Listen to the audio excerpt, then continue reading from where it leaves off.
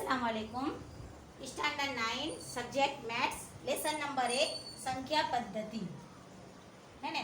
इसके पहले हमने पार्ट 7 में हमने सीखा था कि साधु रूप आपो यानी कि मुख्तसर कीजिए। उसके मैंने आपको 4 हिसाब हल करवाए थे जो ज़ाब्ते के ऊपर थे, ज़ाब्ते के साथ मैंने आपको याद करवाए थे। अब इसके बाद हम देखेंगे उदाहरण नंबर 17 के 1/2 वर्ग गुणा 2 यानी कि जजर में तो ना छेद नु समीकरण। अब छेद तम आपके लिए नया होगा कि छेद क्या है, तो मैं आपको बताती हूँ कि गुजराती में छेद किसे बोलते और अंश किसे बोलते। तो हम अपने कहते हैं कि माँ फर्ज करो कि 10/9 10/9 है, तो हमारा जो ये 10 है 10 इसको हम गुजराती में कहेंगे अंश। क्या कहेंगे?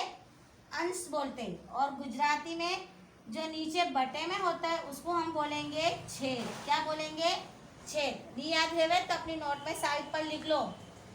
अब अंश को हम उर्दू में क्या बोलते हैं? तो उसको बोलते हैं शुमार कुंदा। क्या बोलते हैं? शुमार कुंदा। और जो छेद है इसको हम उर्दू में क्या बोलेंगे? नसब नुमा। क्या बोलेंगे? नसब नुमा। क्योंकि हमारी ये चौथी या छठी के अंदर ये लेसन होते बटे वाले कसर आसर या कसर मुख्तसर कीजिए कसर को, ये हमारे हिसाब आते थे। लेकिन पहले हम उर्दू में पढ़ते थे, अब हमको दोनों जबान को सीखना है, इसलिए मैंने आपको पहले ही लिखा दिया कि आप बोलेंगे कि टीचर अंश अंश बोलते हैं तो क्या होता है, और छेद छेद यानी क्या, यानी कि सवाल में हमारा है छेद। तो छेद का मतलब होता है नसब नुमा। जो नीचे होता है बटे में उसको हम गुजराती में बोलेंगे छेद, जिसको उर्दू में बोलेंगे नसब नुमा। जबकि ऊपर जो होता है जिसको हम बोलते हैं शुमार कुनंदा, तो जिसको गुजराती में हम क्या कहेंगे? अंश, यानी कि अंश अने छेद, शुमार कुंदा और नसब नुमा। तो देखो यहाँ पर छेद दिया है, इसका मतलब नसब नुमा। और समीकरण यानी कि उसको नातिक बनाना है, ये मैंने आपको पहले ही उर्दू में लिखा दिया है। तो हम इसको हम समीकरण को यानी कि 1/2 का हम क्या करेंगे? नातिक में इसको तब्दील करेंगे। तो छेद को क्या बोलते हैं? नसब नुमा। यानी कि 1/2 के नसब नुमा को नातिक बनाइए। आपके किताब के अंदर उदाहरण नंबर 7 यानी कि मिसाल नंबर 17 में है। तो छेद का मतलब होता है क्या? नसब नुमा। क्या होता है? और समीकरण का मतलब होता है नातिक बनाइए। यानी कि 1/2 को हमको क्या करना है? नातिक बनाना है। तो बहुत इजी है, टेंशन लेने का नहीं। यानी कि अगर प्लस, ये तो एक ही अदद देगा, इसके अलावा भी मैं आपको सिखाऊंगी, पर ये याद रहे कि अगर प्लस होए तो माइनस रखना है और अगर माइनस होए तो प्लस रखेंगे। लेकिन अभी फिलहाल हम ये पहला दाखला हल करेंगे जो आपके लिए बिल्कुल नया है। तो 1/2 जज़र 2 है। तो देखो हम क्या करेंगे, यहाँ पर किसकी निशानी रखेंगे? ज़रब की निशानी रखेंगे। और जो नसब नुमा हमारा जो है उसको ऊपर से भी ज़रब देंगे और नीचे वाले अदद को भी ज़रब देंगे। तो ये जज़र 2/2 बड़ी समझ कि जो मेरा अदद है नसब नुमा है उससे ही मैंने ऊपर नीचे क्या करा है? ज़रब दी है। अब मैं क्या करूँगी? इसको इससे ज़रब दूंगी तो 2 एका 2, जज़र में 2, बटे का बटे। अब ये 2 और ये 2, इससे पहले भी हर हिसाब में मैं आपको बता रही थी कि कोई भी अदद अगर सेम है और वो दोनों जज़र में है तो जब बाहर निकलेगा तो कैसे हो जाएगा? वो एक हो जाएगा। यानी कि ये 2 और ये 2, तो ये जज़र के बाहर आ गया। तो मेरा क्या जवाब आया?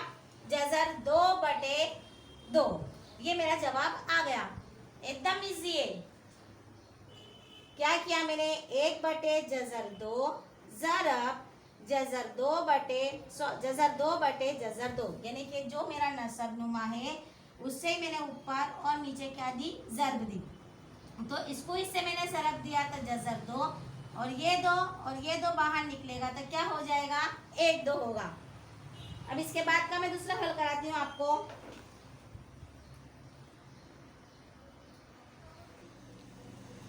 चलो इसके बाद का हम देखेंगे उदाहरण नंबर 18 यानी कि मिसाल नंबर 18 के 1/2 जज़र वर्ग 1/2 जमा जज़र में 3। इसका हमको क्या करने का है? नातिक नसब नुमा को नातिक में तब्दील करने का। तो सबसे पहले मैं क्या लूंगी? 1/2 जमा जज़र 3। क्या करूंगी यहाँ पर मैं? ज़रब की निशानी लगाई। इससे पहले मैं अभी बोल चुकी कि जमा होए तो क्या करेंगे, नफ़ी, और नफ़ी होए तो हम क्या करेंगे, जमा। तो यहाँ पर मेरे पास क्या है, जमा है, तो मैं किससे दूंगी, ऊपर नीचे दोनों अदद को मैं किससे दूंगी, नसबनुमा से दूंगी। तो यहाँ प्लस है तो मैं यहाँ पर क्या रखूंगी, माइनस। तो क्या करूंगी, 2 नफ़ी जज़र 3 बटे 2 नफ़ी जज़र 3। देखो प्लस है तो मैंने क्या रख दिया, माइनस, और अगर माइनस हो तो हम क्या रखेंगे, प्लस। अब इसको किससे ज़रब दूंगी, ये दोनों से दूंगी, तो 2 एका 2 माइनस जज़र 3 का जज़र 3।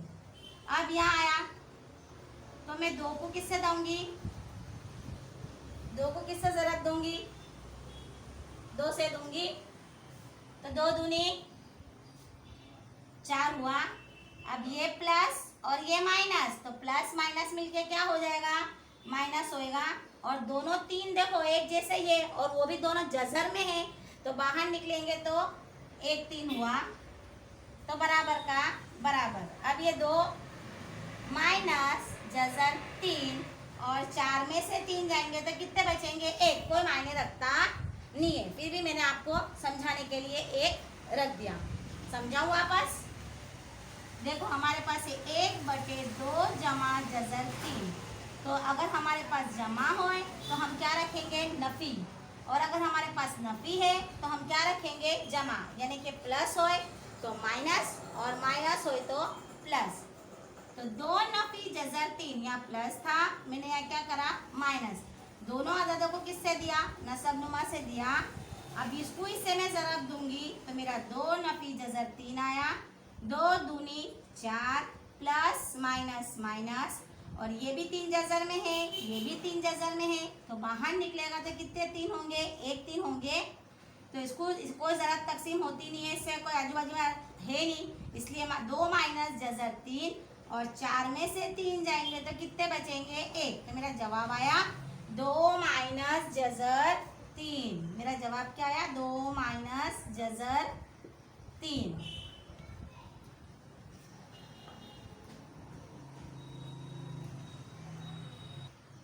चलो इसका तीसरा हिसाब हल करेंगे हम, कि 5 बटे जज़र 3 माइनस जज़र 5। अब आप सोच में पड़ गए कि अभी तक तो टीचर 1 लिखते थे, अब क्या आ गया, यहाँ पर 5 आ गया, तो टेंशन लेने का नहीं। 5 बटे जज़र 3 माइनस जज़र 5 है ना, माइनस है तो हम क्या करेंगे, प्लस करेंगे। सबसे पहले क्या रखेंगे, ज़रब रखी, जज़र 3 प्लस जज़र 5 बटे जज़र 3 प्लस जज़र 5। समझ पड़ी, माइनस है तो मैंने क्या रख दिया, प्लस। अब इसको इससे ज़रब दूंगी, नहीं दे सकती इसलिए मैंने 5 काउंस के अंदर रख दूंगी, जज़र 3 प्लस जज़र 5। देखो बटे ये 3 और ये 3 बाहर निकलेगा तो कितने 3 होंगे, 1 3 होगा, माइनस प्लस माइनस, ये 5 और ये 5 बाहर निकलेगा तो 1 5। अब क्या करेंगे हम, यहाँ पर करते हुए तो ये 5 का 5 जज़र में 3 प्लस माइनस, प्लस का प्लस जज़र में 5। अब 3 में से 5 जाएंगे तो कितने बचते, कहते 3 में से तो 5 जाते ही नहीं है, लेकिन 3 में से 5 जाएंगे तो हमारे पास जवाब आएगा, लेकिन क्या आएगा, माइनस में आएगा, क्योंकि हम पहले सीख चुके हैं कि कोई भी छोटे अदद में से बड़े अदद को माइनस करने पर जो जवाब आता है वो काय में आता है, माइनस, यानी कि नफी में आता है। इसलिए मेरा जवाब क्या आएगा, 3 में से 5 जाएंगे तो -2 आएगा। तो 5 माइनस 2 काउंस के अंदर जज़र 3 बटे जज़र 5, ये मेरा जवाब हो गया। समझाऊं वापस, देखो क्या किया मैंने कि 5 बटे जज़र 3 माइनस जज़र 5 है, ज़रब का ज़रब दिया, यहाँ माइनस है तो मैंने यहाँ पर क्या कर दिया, प्लस रखा, ऊपर नीचे अदद को उससे ज़रब दिया। 5 को इसे ज़रब दिया तो मेरा 5 जज़र 3 प्लस 5 आया। उसके बाद ये 3 और ये 3 जब बाहर आएगा तो एक 3 माइनस प्लस माइनस 5 और ये 5 बाहर होगा तो एक 5। तो ये मेरे सेम टू सेम देखो 5 जज़र 3 प्लस 5, लेकिन 3 में से 5 जाएंगे तो मेरा -2 बचेगा। अब मेरा -2 तो 5/2 को मैंने बटे में ले लिया और मेरे पास बचा जज़र 3 प्लस 5। ये हमारा हो गया तीसरा दाखला। अब इसके बाद का दाखला हम देखेंगे।